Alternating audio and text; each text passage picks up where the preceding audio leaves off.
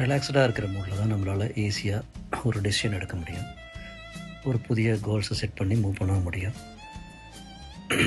நம்ம வந்து பதட்டத்தோடையோ ரொம்ப திங்கிங்கோடையோ ஓவர் திங்கிங்காக இருந்தாலும் நம்மளால் எமோஷன்ஸை ஹேண்டில் பண்ண முடியாது. நம்ம சரியான முடிவை எடுக்க முடியாது.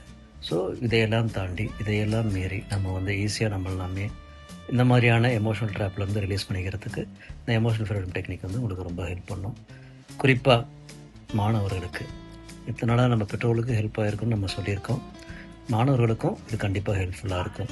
அவங்களுக்கு இருக்கிற ஸ்ட்ரெஸ்ஸை நேரடியாக ஹேண்டில் பண்ணுறதுக்கும் அவங்களுக்குள்ளே இருக்கிற எமோஷனல் ஸ்ட்ரெஸ்ஸை ஹேண்டில் பண்ணுறதுக்கும் நம்ம NLP மூலமாகவும் இந்த எமோஷனல் ஃப்ரீடம் டேப்பிங் மூலமாகவும் நம்ம இதை கைட் பண்ணலாம், ஹெல்ப் பண்ணலாம்.